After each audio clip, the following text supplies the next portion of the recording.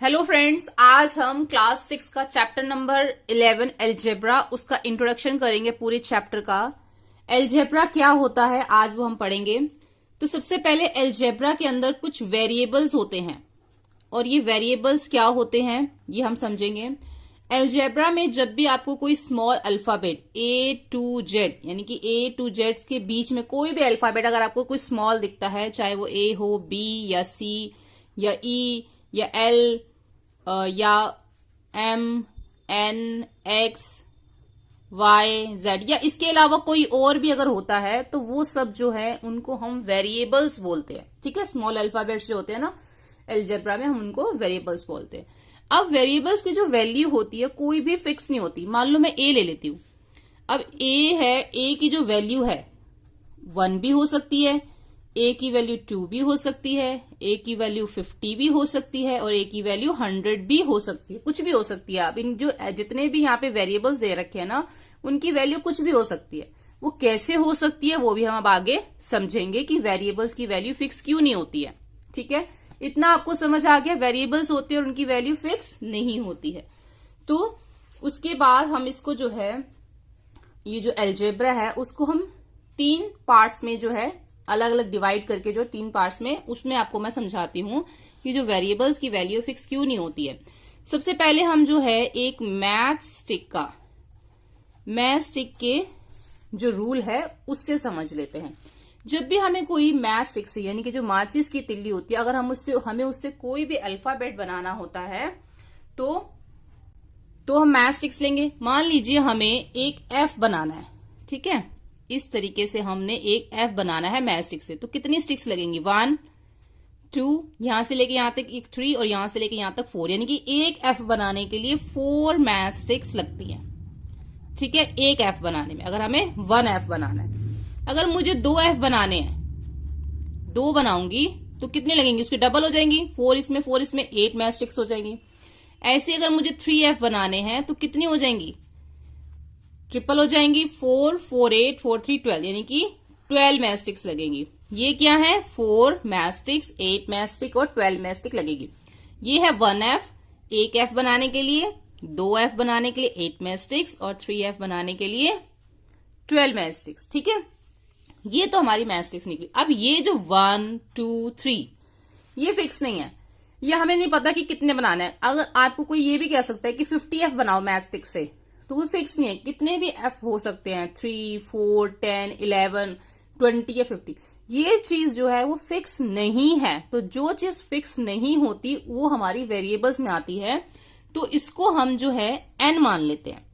Number of F, जितने भी हमें F बनाने हैं उसको हम n मान लेते हैं।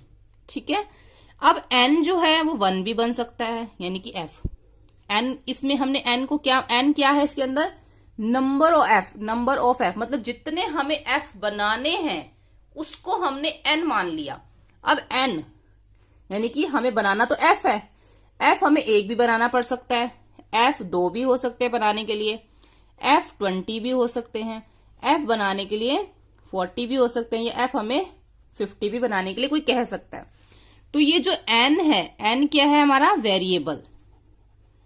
नंबर ऑफ F के लिए हमने n लिखा है, ये हमारा वेरिएबल है। और वेरिएबल की वैल्यू जो है वो फिक्स नहीं है। कभी तो 1 है, कभी 2, कभी 20, कभी 40, कभी 50। समझ आ गई? मैथ स्टिक्स के जो रूल है उससे मैंने आपको ये समझाया कि मैथ स्टिक्स के रूल के अंदर वेरिएबल कहां पर आता है और उसकी वैल्यू फिक्स नहीं होती। देखो, एक F बनाने के लिए एक F में 4 मैच स्टिक्स लगी तो 1 इंटू एक F बनाने में हमारी 4 मैच स्टिक्स लगी तो 1 इंटू 4 कितना हो गया? 4। 2 मैच स्टिक्स बनाने में हमारी इसको भी 4 से मल्टीप्लाई करेंगे कितनी हो जाएंगी? 8 मैच स्टिक्स लगेंगी। 3 F बनाने के लिए इसको भी 4 से, क्योंकि जब 1 F में 4 लगी तो बाकी सबको भी 4 से मल्टीप्लाई करते जाएंगे ना। 3 इंटू 4 12 मैच स्टिक्स लगी। 4 F बनाने हैं तो 4 इंटू 4 16 मैच स्टिक्स लगी। ये तो हमारी मैच स्टिक्स आ रही है। अब ये 1 2 3 4 जो आ रहा है ना, ये हमारा जो है वो वेरिएबल में काउंट होता है क्योंकि ये फिक्स नहीं है। क्लियर? मैथ स्टिक्स के रूल्स आपको समझ आ गया कि वेरिएबल क्या होता है और किस तरीके से यूज होता है इसमें, और इसकी वैल्यू कैसे फिक्स नहीं होती। सेकंड मैं आपको बताती हूं, अब एल्जेब्रिक एक्सप्रेशन बनते हैं ना, वो वेरिएबल के साथ कैसे बनते हैं वो चीज हम इसमें समझेंगे। हम लिखते हैं इसको एक्सप्रेशन विद वेरिएबल्स। ठीक है, अब एक्सप्रेशन बनाने के लिए क्या होता है, कुछ ऑपरेशंस लगते हैं, और वो ऑपरेशंस कौन से होते हैं, किस तरीके से हम उसको यूज करते हैं। तो वो ऑपरेशन होता है प्लस, माइनस, मल्टीप्लाई और डिवाइड। ठीक है, ये सब ऑपरेशंस लगते हैं। और वेरिएबल्स आपको पता ही क्या होता है, A to Z के बीच में कोई भी अल्फाबेट हो वो हमारा वेरिएबल होता है। ये हमारा क्या है, वेरिएबल्स। ये क्या है, हमारे ऑपरेशंस। और कुछ जो नंबर्स होते हैं, जैसे कि 1 से लेकर इन्फिनिट, मतलब आगे जितना भी आपका जा रहा है, 1 हो, 2 हो या 10 हो, मतलब कॉन्टिन्यू जो भी नंबर, एनी नंबर, कोई भी नंबर हो, उसको हम कांस्टेंट बोलते हैं।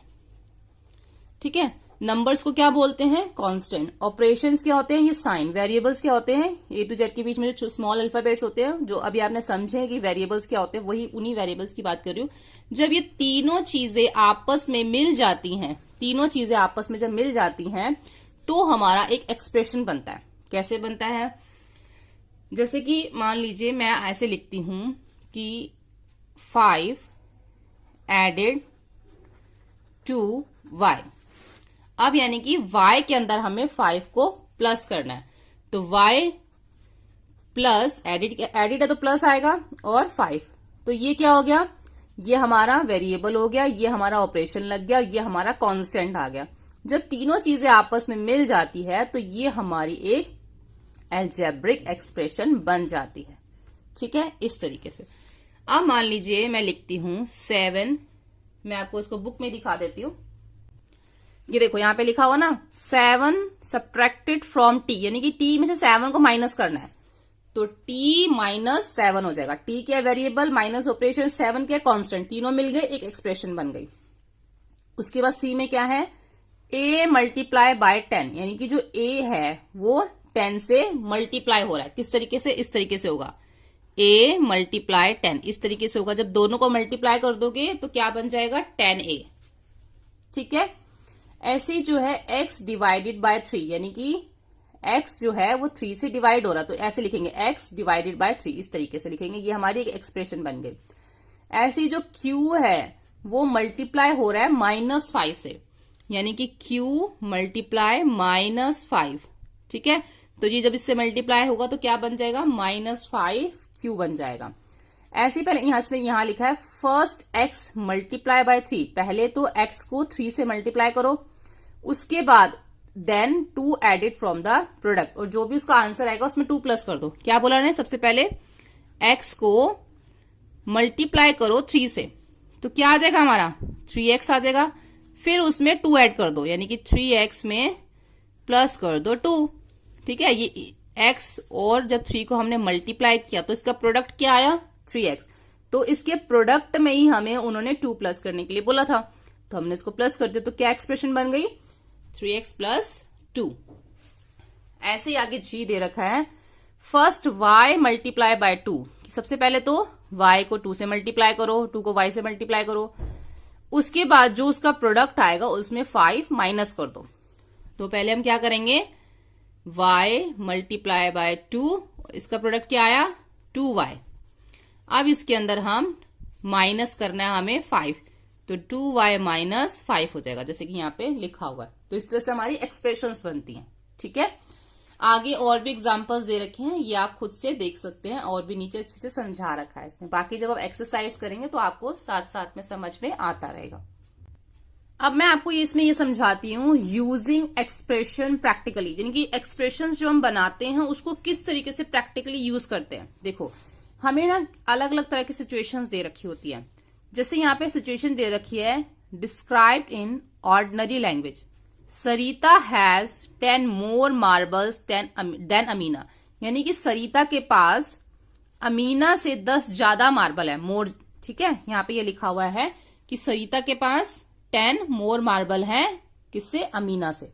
अब हमें ये तो नहीं पता कि अमीना के पास कितने मार्बल है, तो हमें जब ये चीज नहीं पता होती कि अमीना के पास कितने मार्बल है, तो उसको हम कोई भी एक वेरिएबल मान लेते। जैसे कि यहाँ पे इसको हमने x मान लिया, कि मान लो let Amina have x marble, कि मान लो कि अमीना के पास x मार्बल है। ठीक है, अब हमें पता चल गया कि अमीना के पास x मार्बल है और 10 ज्यादा तो सरिता के पास है, तो एक्सप्रेशन क्या बनेगी, x प्लस 10, यानी कि अमीना के पास जितने मार्बल है उससे 10 ज्यादा सरिता के पास है, तो एक्सप्रेशन बन गई x प्लस 10 मार्बल।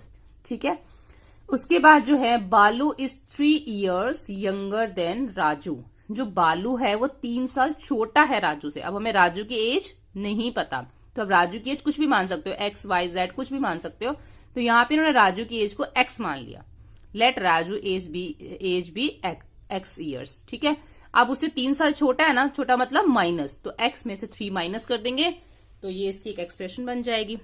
ठीक है, अब यहां है Vikas is twice as old as Raju. जो विकास है वो 2 गुना, ट्वाइस मतलब 2 गुना बड़ा है किससे, राजू से। अब राजू की एज तो हमें नहीं पता, तो राजू की एज को x मान लिया। आप कुछ भी मान सकते हो, यहाँ पे इन्होंने x माना हुआ कि राजू की एज x है, उससे 2 गुना ज्यादा जो है वो विकास की एज है। तो 2 गुना मतलब ट्वाइस मतलब होता है डबल, डबल मतलब मल्टीप्लाई, यानी कि यहाँ पे क्या करा उन्होंने 2 को x से मल्टीप्लाई कर दिया 2x, यानी कि विकास की आयु क्या, एज क्या आ गई 2x हो गई, क्योंकि उससे वो डबल थी उसकी। ठीक है, जब भी डबल हो, ट्वाइस हो, थ्राइस हो तो मल्टीप्लाई करते हैं। Raju's father age is 2 years more than 3 time Raju's age. जो राजू की जो फादर की एज है वो 2 साल, 2 years मोर देन है 3 टाइम, राजू की एज से 3 टाइम, जितनी भी राजू की एज होगी उससे 3 टाइम, और उसमें फिर 2 और मोर है, यानी कि राजू की एज से 3 टाइम मतलब मल्टीप्लाई, और मल्टीप्लाई करके जो आंसर आएगा उसमें 2 और मोर है। तो क्या करेंगे, राजू की एज को x मान लिया। अब राजू की एज से 3 टाइम था, तो 3 मल्टीप्लाई x कितना आ जाएगा 3x। अब उसमें 2 years मोर भी है, तो 3x प्लस 2, जैसे कि यहाँ पे लिखा हुआ है। तो क्या एज आ गई राजू के फादर की, 3x प्लस 2 जो है वो राजू के फादर की एज आ गई। ठीक है, इस तरीके से करते हैं इसमें। ऐसे ही जो है ना सरिता, यहाँ पे सिचुएशंस और दे रखी हैं। How old will Susan be 5 years from now. कितने साल, अभी वो जितने साल की है तो अगले 5 साल में वो कितने साल की होगी। ठीक है, हाउ ओल्ड कितनी बड़ी हो जाएगी सुजैन अगले 5 सालों में, अभी जितने साल की है उससे अगले 5 साल में। तो अभी तो हमें पता ही नहीं उसकी एज क्या है, तो जो अभी उसकी एज नहीं पता उसको हम y मान लेते हैं कि अभी उसकी एज जो है y है, तो उसमें 5 प्लस कर देंगे कि नेक्स्ट 5 years में उसकी एज जो है y प्लस 5 होगी। ठीक है, how old was Susan 4 years ago। अब 4 साल पहले उसकी एज क्या थी, अब से हमें अभी भी उसकी एज नहीं पता तो उसको हमने y मान लिया। तो 4 साल पहले की बतानी है, 4 years ago की बतानी है, तो y माइनस 4 कर देंगे। ठीक है, अब जो है प्राइस ऑफ व्हीट पर केजी इज ₹5 लेस। जो व्हीट का जो प्राइस है वो 5 रुपए कम है, 5 less than price of rice पर केजी। जितना जो चावल का प्राइस है उससे 5 रुपीज कम जो है वो गेहूं का, व्हीट का प्राइस है। अब हमें ये तो पता नहीं कि राइस का क्या प्राइस है, तो राइस के प्राइस को हमने P मान लिया, उसमें से 5 जो है वो माइनस कर दिया। अब इसमें एक चीज देखिए, जैसे कि मैंने आपको ये समझाया कि सारी एक्सप्रेशंस जो हैं वो इस तरीके से बनती हैं। ये तो हमने एक्सप्रेशंस पढ़ा, अब आगे जो हम इक्वेशंस आएंगी। ठीक है, इक्वेशन और एक्सप्रेशन में क्या फर्क होता है वो मैं अभी आपको समझाऊंगी, लेकिन मैं आपको इसमें एक चीज बता देती हूँ। जब हम इक्वेशन बनाते हैं ना, तो जैसे यहाँ पे y हमें नहीं पता क्या है, p हमें नहीं पता क्या है, x हमें नहीं पता क्या है, तो इक्वेशन में हमें इनकी वैल्यू भी निकालनी होती है। ठीक है, हमें इनकी वैल्यू भी निकालनी होती है। हम कैसे इनकी वैल्यू निकालते हैं, हमें ये पता भी लगाना होता है इक्वेशन में कि जो y है वो है कितना, ये p है वो कितना है। तो इक्वेशन में हमें ये पता लगाना होता है, जबकि एक्सप्रेशन में हमें ये सब नहीं निकालना होता, सिर्फ जैसा उन्होंने बोला होता हमें उसको वैसा ही लिखना होता है। अब इक्वेशन में और एक्सप्रेशन में क्या फर्क होता है। इक्वेशन तो जैसे ये बन गई y प्लस 5, ये इक्वेशन बन गई।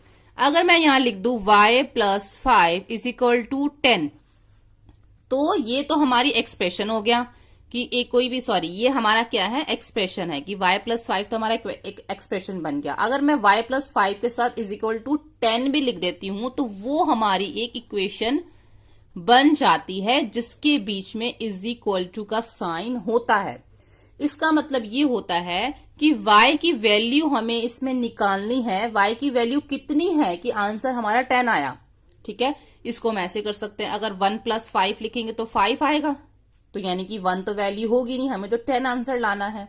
अगर हम 2 + 5 लिखेंगे तो क्या आएगा, 7 आएगा, तो ये y की वैल्यू 2 भी नहीं हो सकती क्योंकि हमारा आंसर अभी 10 आया ही नहीं है। 3 + 5 लिखेंगे तो 8 आएगा।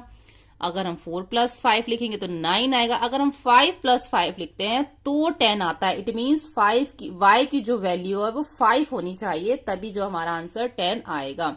तो अगर मैं यहाँ पे 5 + 5 करती हूँ, y की जगह पे 5 लिखती हूँ, तो हमारा 10 आंसर 10 आता है। यानी कि 5 + 5 कितना हो गया, 10, और इधर तो पहले से ही 10 था, तो यानी कि दोनों साइड जो है वो इक्वल हो गई। ये हो गई हमारी लेफ्ट हैंड साइड और ये हो गई हमारी राइट हैंड साइड, दोनों क्या हो गई, इक्वल हो गई। तो जहां पे लेफ्ट हैंड साइड और राइट हैंड साइड दोनों होती हैं वो हमारी इक्वेशन होती है, और जिसमें = का साइन नहीं होता वो हमारी एक्सप्रेशन होती है। ठीक है, इस तरीके से जो है हम वेरिएबल्स की वैल्यू निकालते हैं इक्वेशंस के अंदर। तो होपफुली जो है आपको ये जो सब समझ में आ गया होगा।